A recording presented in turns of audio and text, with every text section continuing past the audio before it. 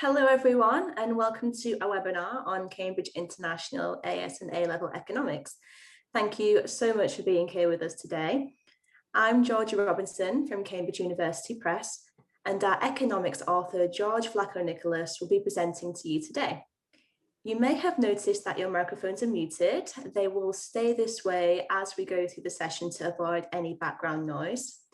And George and I are also both hosting this webinar remotely. So if there are any issues with our internet connections, then please do bear with us. There'll be a Q&A session for 15 minutes at the end of this webinar. So please be thinking of questions you'd like to ask as we go through. We also ask that you use the Q&A function at the bottom of the screen to ask your questions, so they don't get lost in the chat. If you're having any technical difficulties with sound or video, please let us know in the chat and we'll do our best to resolve them. My colleagues Abby and Biljana are here to help with your queries. We also recommend you use headphones to listen to this session for the best sound quality. If you're unable to see the Q&A or chat icons, please hover your mouse at the bottom or the top of the screen and they should appear for you. As a quick reminder, we'll be covering a range of topics today, including using real-world case studies to help teach economics. There will also be themes that IGCSE economic teachers may find useful. This session is also being recorded and will be uploaded to YouTube at a later date. There will be no certificates of attendance for this webinar. However, we will be sending a thank you for attending email next week, and you can use this as evidence that you attended the session. This email will also include a link to the recorded video and a link to download the slides being presented today. And finally, there will be a post-webinar survey at the end of our session. We please ask that you take a moment before leaving to submit your answers. It won't take more than a minute of your time. So that's all from me. I'll now hand you over to George to begin the webinar. Okay, thank you very much, Georgia. Can I just check that I'm not on mute and you can see my screen and nothing silly like that? We can hear and see you, George. Brilliant. Okay, so hi there. I'm George Vlachonikolis, and my presentation today is entitled Bringing Economics to Life, with the subtitle, How Can We Put Abstract Theory into Context? And I think one of the challenges for us as economics teachers is we have a very abstract subject in the sense that we're forever drawing models and theories to try and explain the real world. But quite often we get lost in those models and those diagrams, and sometimes we forget about the real world. So this is an opportunity now for us to kind of lean into that challenge and think about how we can make this as relevant to our students as we possibly can. So just to give you an indication of who I am the head of economics at an independent school in the south of England. I'm also the author of the Cambridge International Economics Teacher Resource, and I'm an experienced examiner. If you look, just as an aside, if you look at that photo of me on the left-hand side, that's my classroom where I operate in. And what you can see there, hopefully, although it's slightly blurry in the background, is you might be able to see some writable whiteboard tables, some writable whiteboard walls with whiteboard paint, and on the left-hand side, more writable whiteboards. Just as an aside, if you have the resources, I would strongly encourage you to think about your classroom setup. I've deliberately chosen my classroom to look like this because I thought it was the most effective way to teach economics. As we've already touched on, economics is about diagrams and models. And what better way to get students drawing their diagrams and models by having the ability to kind of write them out, then rub them out, start again, look at each other's. So I purposely designed a classroom in which it was all writable and we could get students doing this all of the time. My presentation today will be punctuated by 3 quotes, so you'll know how far we are into the presentation by what quote we're on. This is the first quote that I'm going to use for my introduction, and it's a quote from Esther Duflo, who I'm sure you all know is the 2019 winner of the Nobel Prize for Economics, and she was the second female recipient of the Nobel Prize for Economics. I like this quote a lot because it says when she was in high school, she didn't even know that economics existed. And if you look at Esther's biography, she didn't do economics at high school. She was reading history at university. And it wasn't actually until her second year of university where she actually came across an economics professor. And it was that inspired her to go into a career in economics. And I think it's interesting that, the world nearly lost such a creator, such a contributor to economics simply because she didn't know that economics existed. And I think that's something that I'll come back to in this presentation. I think it's a great shame if I think about all the students that we've potentially lost that didn't take economics because for some reason they didn't know economics existed or that they thought economics wasn't going to help them in the real world. So the first thing I'd like to do as a sort of starter activity is I'd like to offer you a bit of a thought experiment. And this is in line with an experiment that I did with my own students from my own school about 18 months ago, so before the pandemic. I challenged 117 students from years 11 and 12. So if you're not familiar with the UK schooling system, that's ages 15 to 17, to do the following thing. And I'd like to invite you to do the same. And it'll only take us 40 seconds or so. So if you could grab a scrap piece of paper, if you don't mind, and I'd ask you to do two things.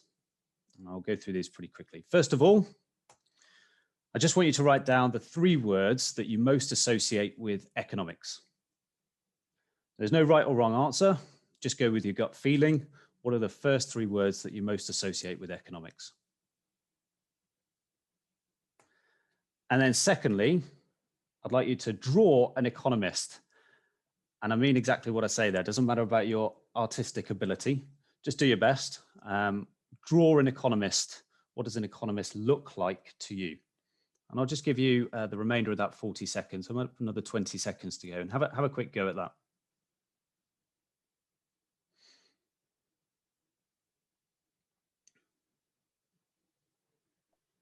We're also getting some comments in the chat, George. So we've had demand, supply, and scarcity, money, profits, loss. Well, I'll tell you what I'll do, Georgia. I will show you the results of my students. It might be interesting to compare my students' results with the results from our delegates here. Yeah, absolutely. So from the first experiment, and by the way, I would encourage you to run this experiment with your own students in your schools, because clearly this is from my school. The word most associated by students with the word economics was money. Over 2/3 of students think that economics is about money. The next one, graphs, diagrams, models. Just over 1/3 thought it was about that. Then we've kind of got demand and supply, so demand and supply models, and maths is up there as well. So in conclusion then from this experiment, I would say that the average student in my school considers economics to be about money, maths, and demand and supply models. And maybe you think they're not too far wrong. The drawing was an interesting one as well. Now I did have to sift through 117 different drawings, and it's fair to say not everybody drew a person. Some people drew the world, some people drew a robot or a computer, but the vast majority did draw a person, and what they drew is kind of illustrated here. This would come kind of the 3 most, this was the most common theme coming back. They would draw a man, they would draw a man in a suit, and a man in a suit kind of holding a briefcase with some sort of money symbol, whether it's a $ or a pound sign, near enough to them. So my conclusion to that, again, the average student from my school considers an economist to be a man wearing a suit, holding a briefcase full of money. So what's my overall conclusion to that? I think that economics has a PR problem, PR being public relations, selling itself. I think economics at the moment has a marketing problem to sell itself. First of all, it's clear to me that students believe it to be abstract. It's about maths and it's about abstract models. And by definition, if it's abstract, then it's clearly not relevant to the real world. I also think that students don't believe it's relevant to the 21st century. You know, if you ask the average 15 to 17-year-old, what are the most pressing issues of our time? They'll probably say the environment, but I doubt they would say money. And the next thing they might say is gender equality or race equality. So this idea that economics is dominated by men, okay, we've already seen that, you know, there have only ever been two female recipients of the Nobel Prize for Economics, kind of again plays into that narrative, which I think is problematic for us in the 21st century.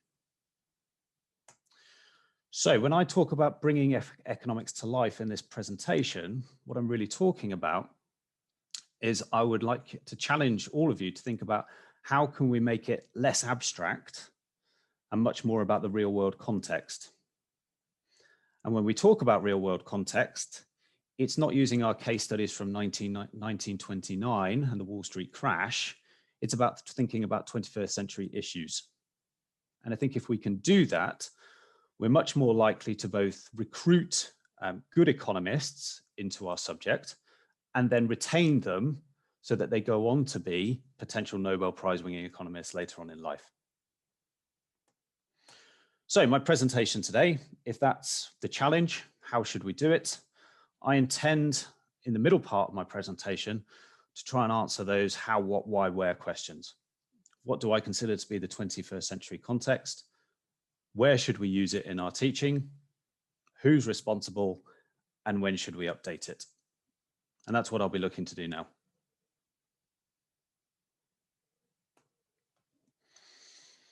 So my second quote, so we're now gone through the starter part of the activity and we're now onto the main activity. And this is a quote from Elinor Ostrom, who was actually the first female recipient of the Nobel Prize for Economics in 2009. And I like this quote again, because what she's saying here, the power of a theory is exactly proportional to the diversity of situations it can explain. That's what I'm attempting to argue here is that if we can make economic theory as useful and as relevant to our students in their world as much as we possibly can, then I think we'll find that actually it's becoming more and more powerful for them. And that's where we develop passion for the subject, when they buy into the theories and they start using them to explain their or solve their problems that are affecting them. So what do I mean by context? Well, I'm here representing University Press, so I went to the Cambridge Dictionary. And if you look at the Cambridge Dictionary for context, it will tell you that context means the setting of an event, statement, or idea. It's probably idea that's more relevant to us because we are teachers of economic ideas after all. What do I mean by contextual economics or contextualized economics?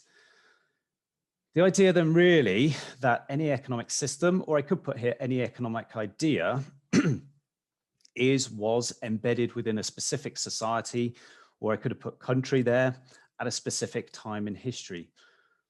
And again, the challenge for us is to make sure that we are talking about our economic ideas and systems within the current time frame and in our current societies. That's the challenge for us. So what is context? Well, as teachers, we can find context in a number of different places.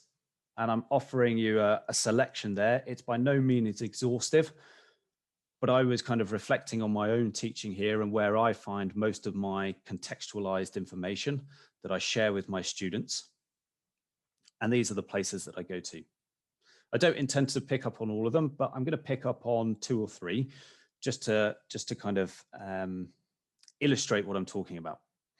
So first of all, the quantitative data, the one central top quantitative data, it's incredibly important. Clearly, there is a mathematical side to economics. We have to be happy with understanding, analyzing quantitative data. One of my favorite websites for teaching is tradingeconomics.com, which if you don't use, I would highly recommend, tradingeconomics.com. What that does, better than anybody else, is offers us real-time macroeconomic data.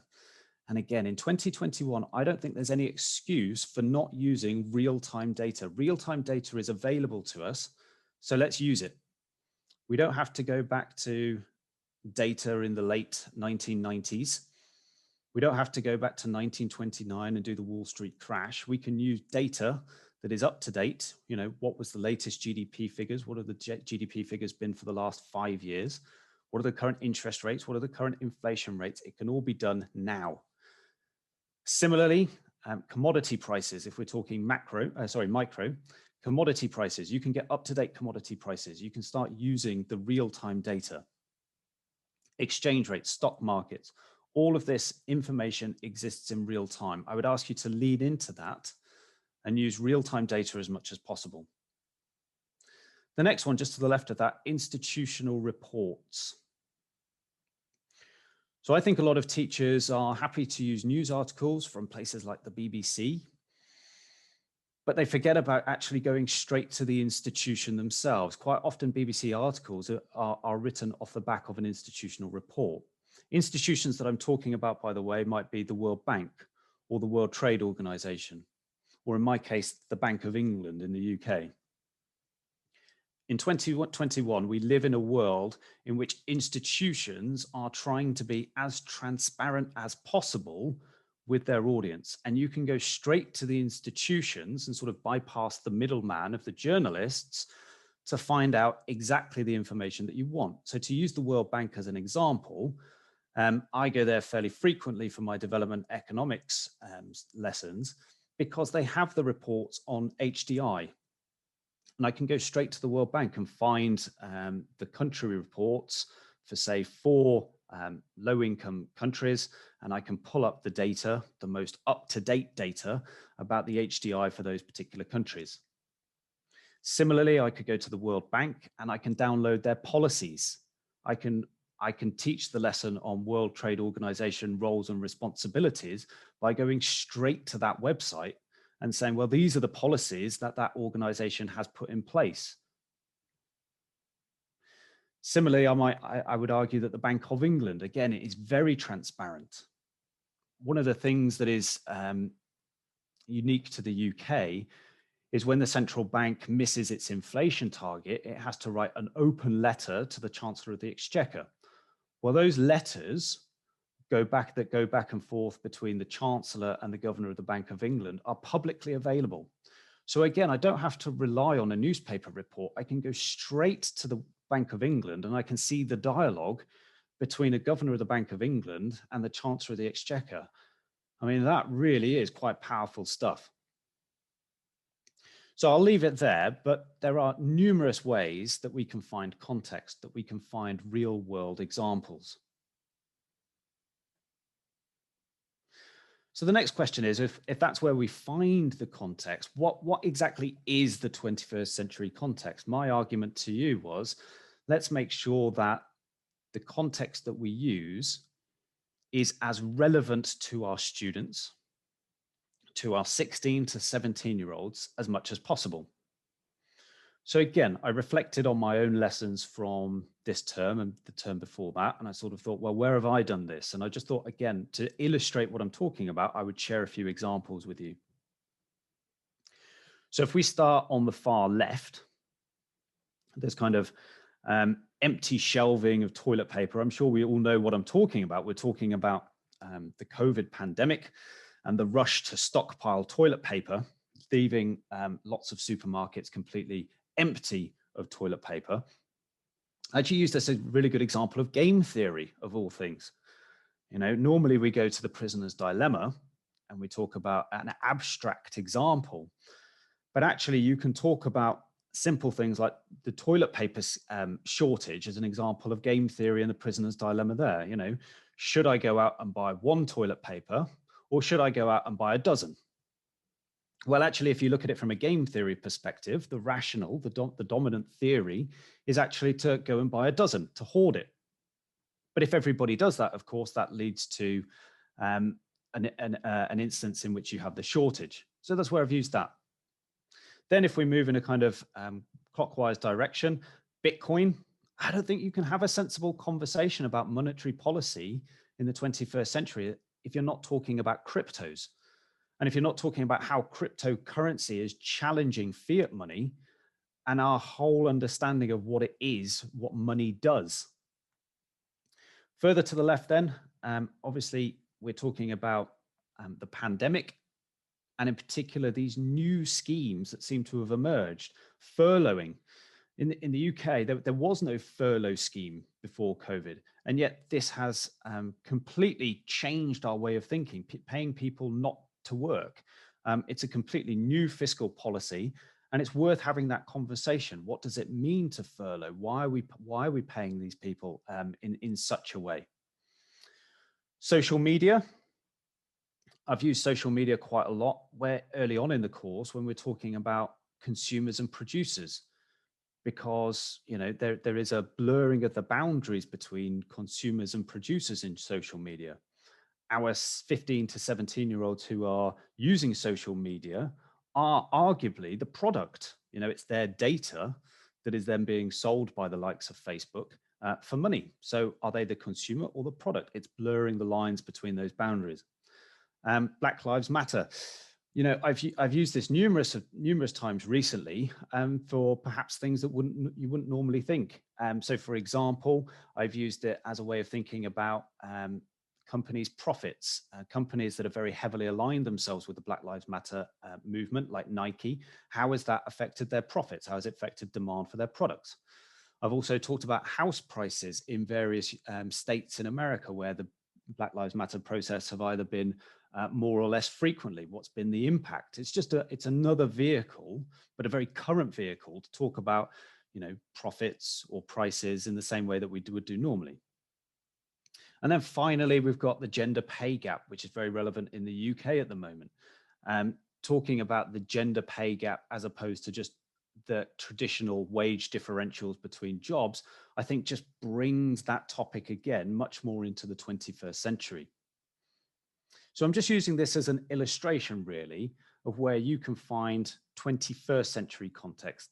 I would argue that these are some of the issues that matter to your students and wouldn't necessarily be the first thing that you thought of when you were thinking about context to use in your lessons. So to summarize that point then, I've put here that as economics teachers in the 21st century, I think we have a duty, I think we have an obligation to show that economic theory is applicable to these modern day issues. Remember, what we concluded before is that a lot of our students think that economics is very abstract and that it's very traditional and antiquated in the past. I think we have a duty to steer the conversation away from those traditional ideas of income, wealth, and much more towards the social and environmental humanitarian issues of today's world. I think we should be thinking about what is it that our students want to solve? What are the problems that they see in the world? And then using those potentially traditional economics models to help them think about problem solving for them.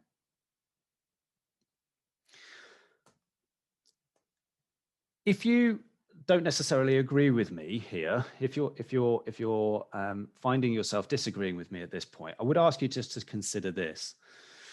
There's been quite a big movement in UK universities and also in other universities in Europe, such as in Holland and in Germany in particular, where a lot of students find themselves, having done the A-level, find themselves at university and then find themselves similarly having these problems of economics is very abstract and it's not helping me understand how to solve the problems that I thought economics would help me understand.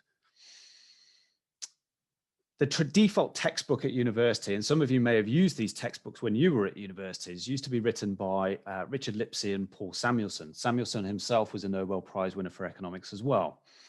But Paul Samuelson is very famous for bringing maths to the table of economics. He was the first one that said, well, maybe not the first one, but perhaps one of the loudest voices to say that maths is the language of economics.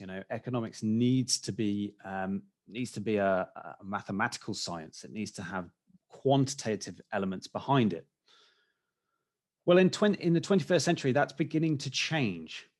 Samuelson's textbook, which was written, by the way, in 1948, the first edition. So he's been the leading textbook author for our university students for 60 odd years. It's now finally changing. And what I've found, particularly in the London-based universities, but also in universities in the Southwest in England as well, they're starting to use another textbook called Core Economics, which has Wendy Carlin's name to it. But in fairness, it's Wendy Carlin plus a lot of others. And if you don't know Core Economics, actually you can pick up, it's actually freely available on the website. It's an ebook, okay?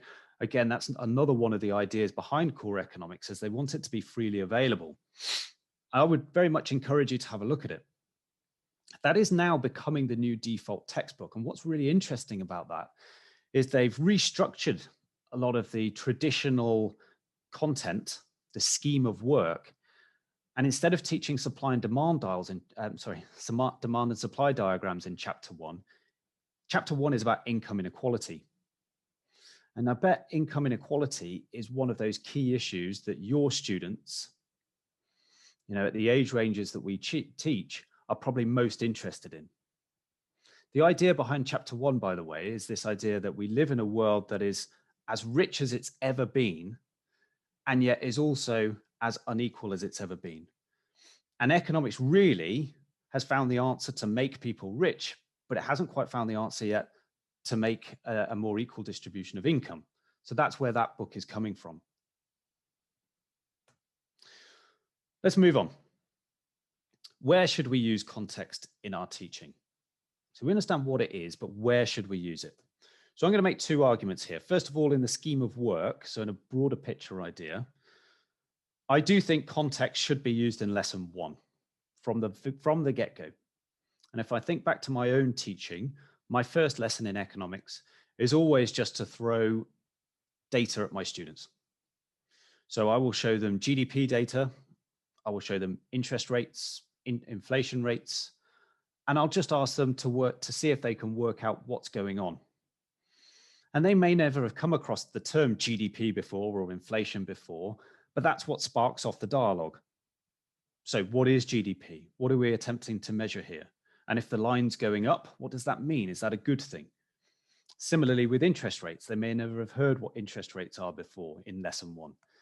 But if we talk about that, we see that the line's going down, as it is in every country, almost flatlining at the historical lows. We can have a conversation of why that might be and what the impact is. So I'm going to make the argument that context should be in lesson 1, and it should then be a part of every single lesson to some degree.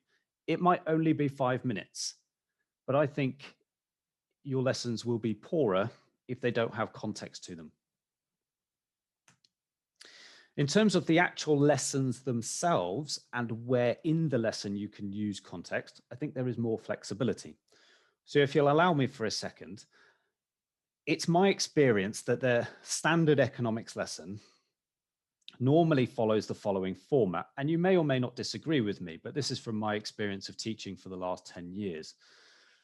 It may not be one lesson, by the way, it might be a series of lessons, but most teachers start with a starter, then introduce a new topic. And then once they've introduced that concept, maybe a supply and demand diagram, then they apply that concept to a new context. So the context comes somewhere in the middle of the lesson, because once you've done that, then you critically assess the model with the evaluation. You kind of pick the model apart and say why, or maybe what are the disadvantages of a particular policy, or why the model doesn't really work very well, before you do a plenary, a note-taking exercise. So again, if you'll just allow me, as an example, I thought about an HDI lesson, development economics. One of your starters might be, well, let's think about some of the ways in which we could measure economic development. And once you've done that for 5 or 10 minutes, then you might introduce the different measures of HDI, talk about how there are 3 measures, talk about their equal weighting. And it's at that point that you might bring out the institutional reports that I was talking about earlier from the UN or the World Bank, and have a look at a couple of ideas about HDI for various countries, before then picking apart, well, here are the limitations of HDI. This is why it might not be a good measure, maybe an alternative, before having a plenary. My argument here is that most economics lessons have context somewhere in the middle. But my challenge to you would be to play around with this. Context doesn't have to be in the middle. Context can be used anywhere. So, for example, context could be used as a starter. Why not front load the lesson with those institutional reports? Why not have that as your starter activity, for example? You could give your students the full report on 4 different countries and say, look, here is a report about HDI in country A, B, C, and D. What do you think they mean? What do you think it means? And then at that point, they're almost re-engineering the process. So they're almost working backwards to see if they can work out what is this thing that HDI is measured. Similarly, you could have it as the evaluation point. So maybe by looking at the data, actually it's by looking at the data that you will pull out the evaluation points. So to take an example, you might find a country that has very low GDP per capita, but actually has very high healthcare statistics or indicators. So what's going on there? Why is it that people are relatively, why is it that we have relatively low income households in this country, but at the same time they're living longer than the regression line would tell us? Or it might be the opposite way around. Maybe it's the fact that it's a very rich country compared to the others, high income households, but for some reason their healthcare system is a mess and the life expectancy is very low. Or maybe it's the plenary aspect. Maybe you do the whole thing as in abstract at the beginning, and then maybe the plenary becomes the context where you say, all right, well, we think we know what HDI is, and we've seen why in theory these should be the evaluations. Now let's look at the real world context, and you can tell me whether or not the things that we've said are really applicable. So we can use context anywhere, and similarly, we can use it everywhere. Actually, why not use context in all parts of the lessons? Let's move on. So we've done the what, we've done the where, and now I'm going to move on to the who. Who is responsible for providing context? Well, there's a simple answer to this question, which is, as the teacher, you're always responsible. You are the leader. You are the one that is guiding your students through this course, and therefore it is up to you to bring context, information to the party. So if you remember back to my own mind map from earlier about all the different places that you can find information and context, it's up to you to kind of sift through that to some extent to find it. But it doesn't just have to be you.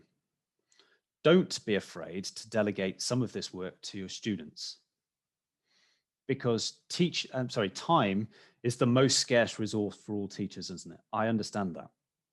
So on the one hand, you do need to be to some extent responsible for providing context, but don't be afraid to delegate to your students. So these are some of the things that, again, I have done over my teaching experience, where actually we can take some of the time burden off ourselves and give it over to the students.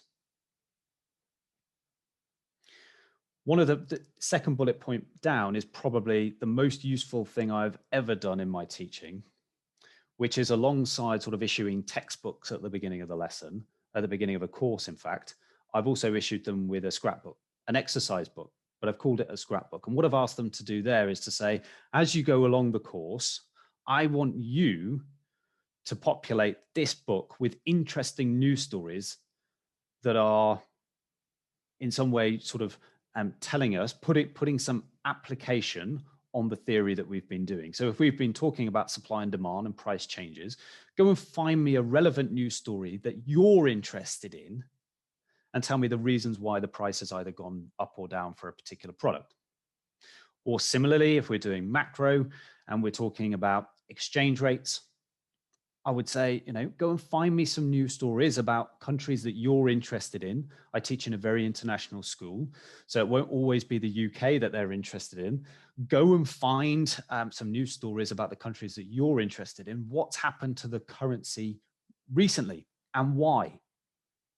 So I think that's been a very, very useful vehicle for pushing context. Fourth bullet point down is an interesting one as well.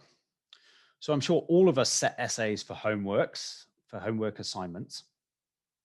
what's an interesting thing that you could do is you could just change the context of an essay, make it more personal to the student, and actually it gets their buy-in more by saying, you choose the context. So if I'm setting a monetary policy essay about interest rates, and how would a decrease in interest rates affect the macroeconomic effects? What I could do, in fact, is set a slightly different essay for every student and say, well, student A, you tell me what the likely effects are in country A, of a country of your choosing. And then student B, you choose a different country, a country of your choosing, and you write the essay, but you write it in the context of a different country, which actually gives the students some ownership of their work, because they're partly choosing the assignment by choosing the country that they're going to talk about. And similarly, I've got there, do a project or a case study on the country of their choice. But I would ask you to lean into that a little bit. Ask your students to try and make some of these choices. Which countries do they want to study? And that doesn't mean that you suddenly have to do a lot of work because you have to find the data. Put the onus on them. You want to study country A, so you go and find out about country A and you tell me the information. When should we update the context then? I think I've made this point earlier in the presentation, that I think in 2021, there is no excuse for not using real-time quantitative data. The macroeconomic data is there, and price charts, the microeconomic data is there, prices of commodities, stock market prices for shares, exchange rates, which actually change by the nanosecond. All of this information is happening in real time. And there is no reason why at the beginning of the lesson, provided you have the resources, there's no reason why you can't be on the internet at that time and finding out what is happening to that price right at that moment and then speculating on it. In terms of qualitative data, if you're anything like me, you'll have your favorite articles that you use every year because you feel that they illustrate everything that you want to talk about. I would argue that some of those articles have a longer expiry date than quantitative data. I don't really think we should be using quantitative data from a decade ago. Articles probably have a longer expiry date, but I would ask you to remember the following. The students that we're teaching now, were probably born after 2005. In a few years' time, in 2 or 3 years' time, we'll all be teaching students that were actually born after the 2007-2008 financial crisis. And I think if you haven't already deleted them already, I think you probably ought to be thinking about upgrading your articles at that point. Can we really be using case studies from before these students were born? I think that's very difficult because they struggle then to have any frame of reference.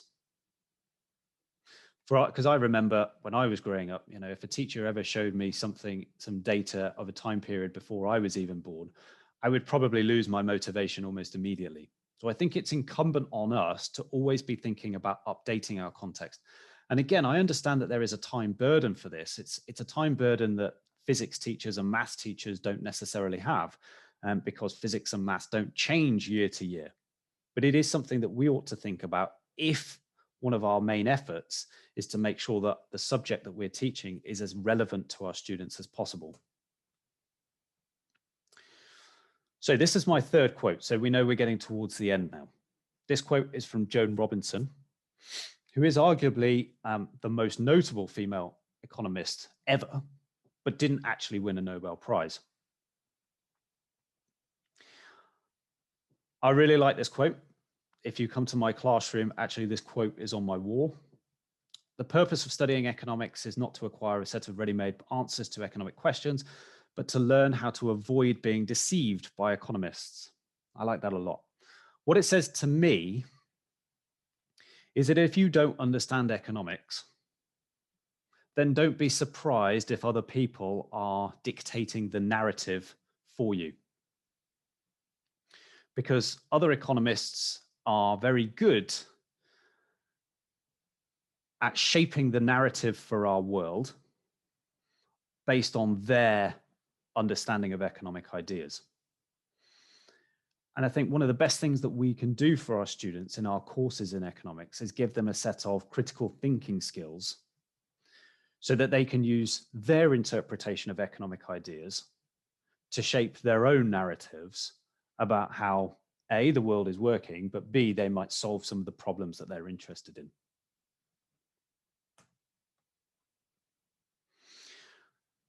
Context is central to this, because context is what's going to essentially drive their motivation forward and show that that economics is relevant to them in terms of understanding, but also solving problems. And it is absolutely key for their exams as well. So I wasn't able to share with you the assessment objective descriptors from the specification, but I would urge you to go and read them once you're done with the presentation. And what you will see there is a lot of reference in AO1, AO2, and AO3 to information in context. It is critical for any exam that your students will sit in economics that they can deal with information in context.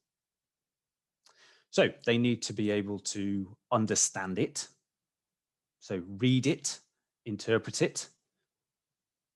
They need to be able to apply it to theory, so that these models and diagrams that they're drawing in class, they aren't just standalone, they're not just abstract in isolation, but they help us to explain the real world. And then that links onto the third bullet point there, that actually they can support their arguments, they can support their judgments by using our economic models. So the economic model has actually become the tool in which they are shaping the narrative of the argument that they're trying to make.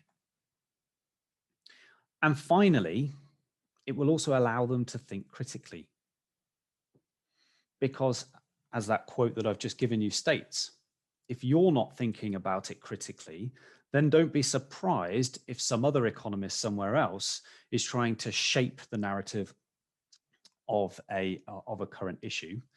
It's the onus is on you, or the onus is on the student, in fact, to use the models that they've learned from you to critically think about those ideas.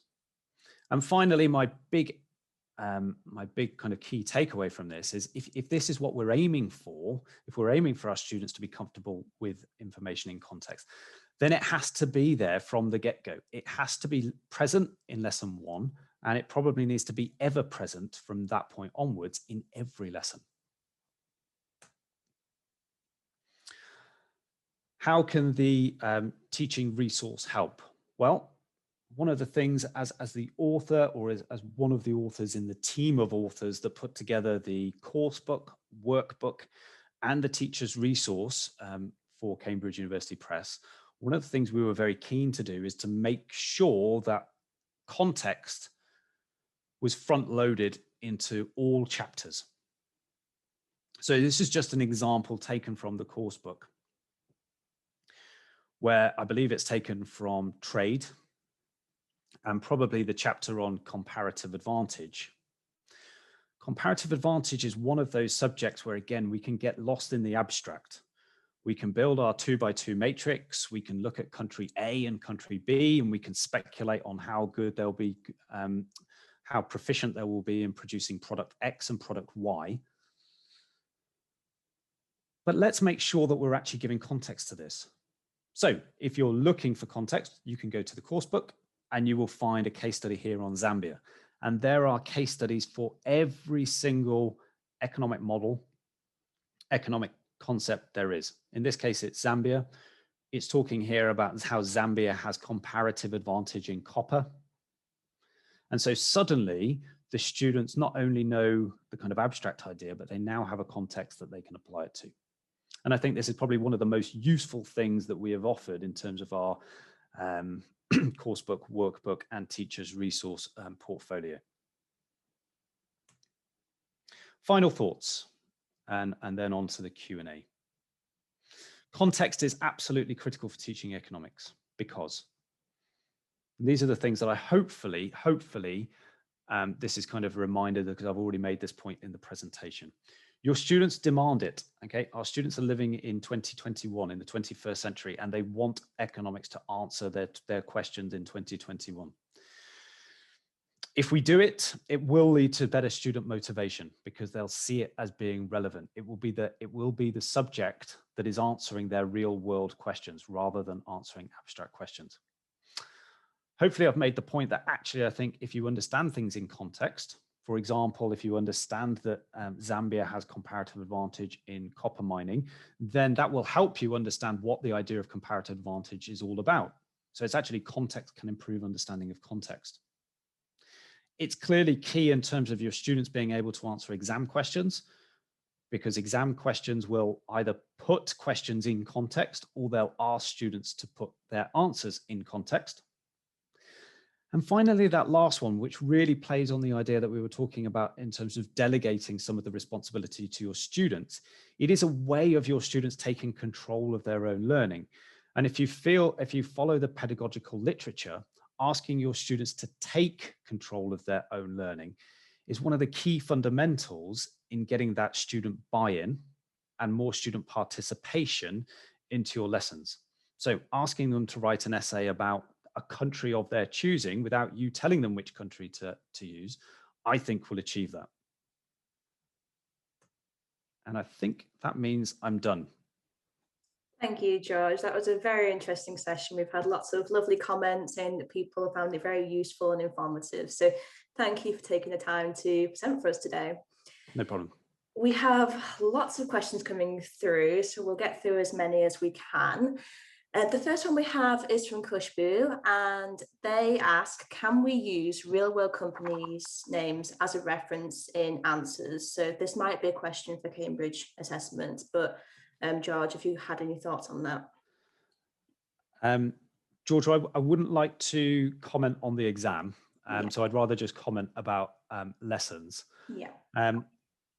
Earlier in the presentation, I did say, most institutions, and I would put most firms in this as well, have the aim of being as transparent as possible these days. And I think it is incumbent on us to look at real world data from real companies. So for example, I don't know if this facility exists in every country, but in the UK, when companies register, they register with Companies House.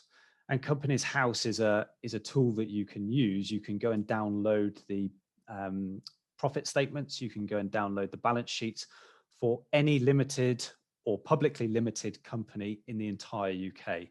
And yes, I frequently use real data from real companies that I've taken from Companies House to, to basically to illustrate the points that I'm making in class. I think it's absolutely incumbent that we use real data from real companies, yes. Thank you, George. And Kushbu, if you do want to find out more about that, then please do speak to Cambridge International.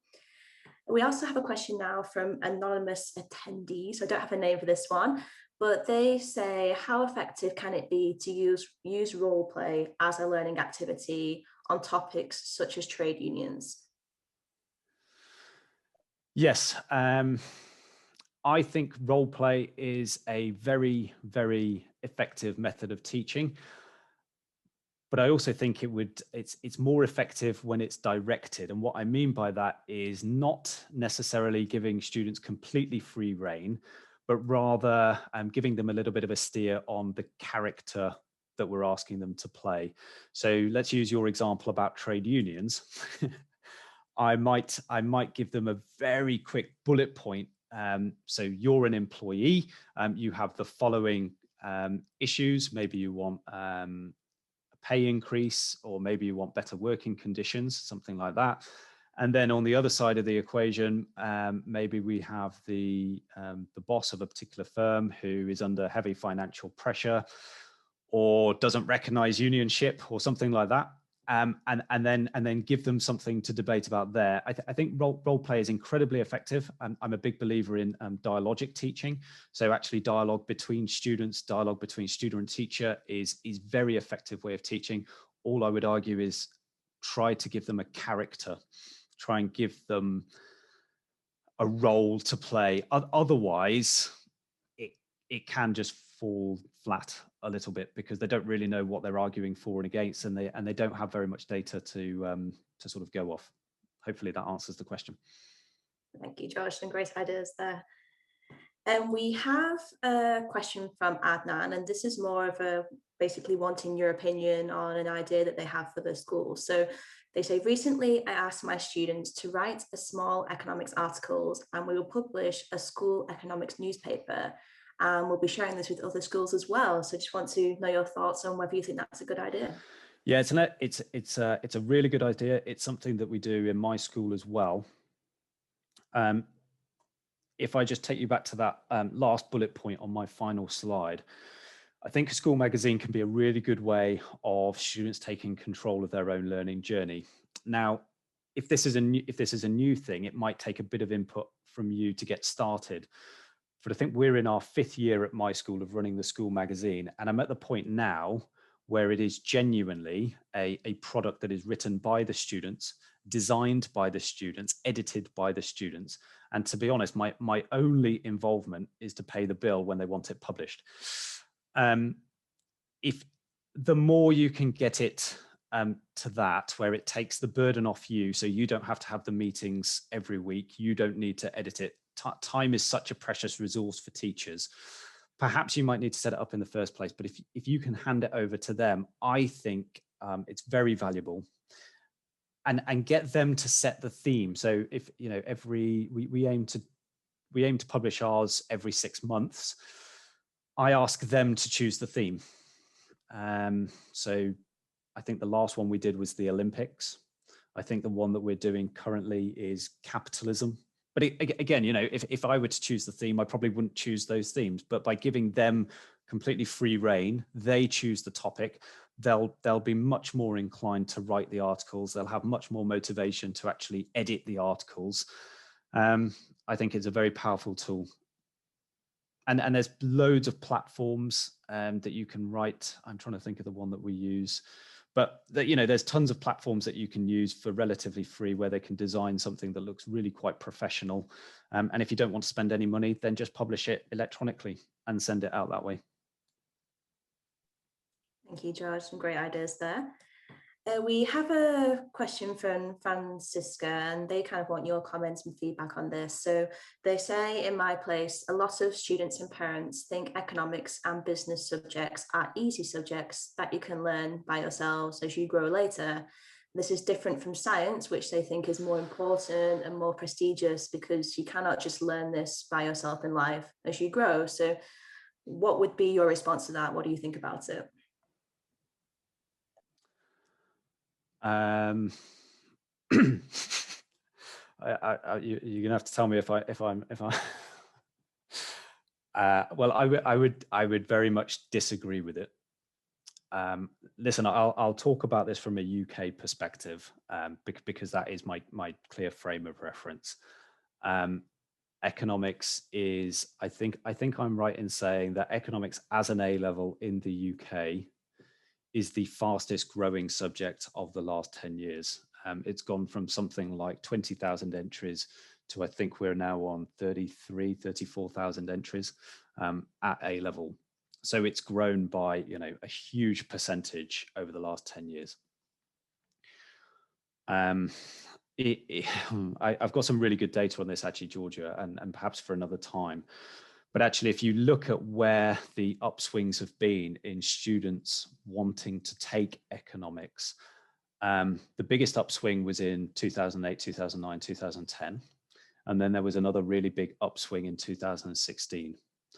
Now, I'm talking about the UK here, but if you map that to current events, look, the reason that students want to take economics is because it helps them understand the real world. They wanted to take it immediately after the financial crisis because they all grew up in an environment where whenever they switched on the news or listened to the radio, it was all about credit crunch, financial crisis, etc. In 2016, in the UK, obviously we had the Brexit referendum.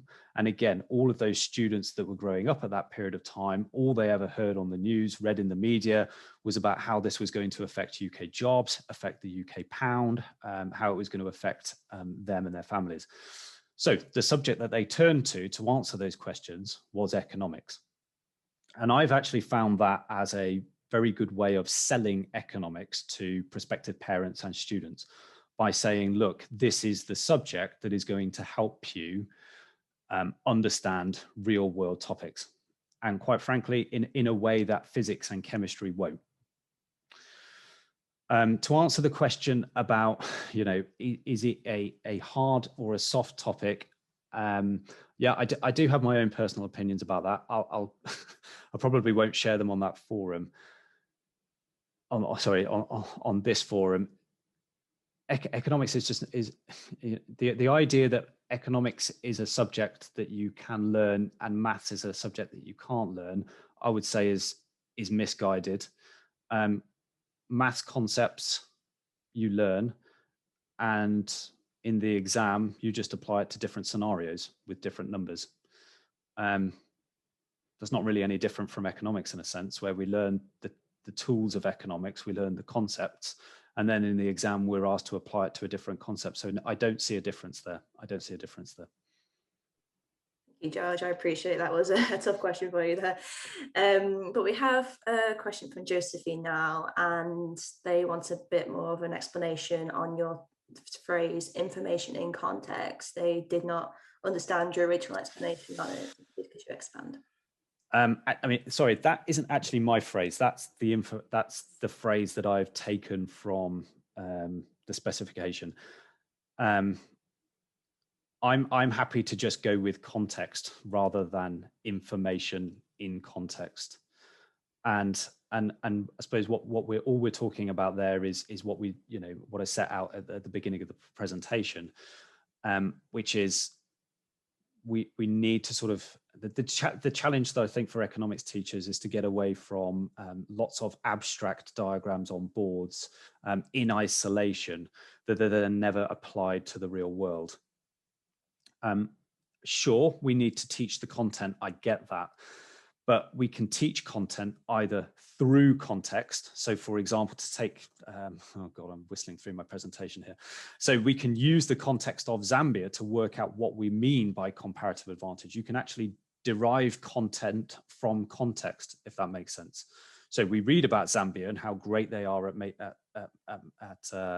specializing in copper.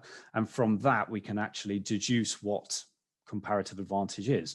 Or we can do it the other way. We can, first of all, set out our idea, this is comparative advantage, and then we can apply it to the content of, context of Zambia. I suspect all that information in content means is, in an exam, your students are either going to get some data, qualitative or quantitative, about a country or a firm that they've never heard of. And they need to be able to work through that case study using their economic tools. Or if it's a more open-ended question, a more generic question, an essay, for example, they need to provide the context. So if they're making an argument about comparative advantage and how countries should specialize in the product that they have comparative advantage in, maybe they lean on their example from Zambia and they can use that to provide support for their essay.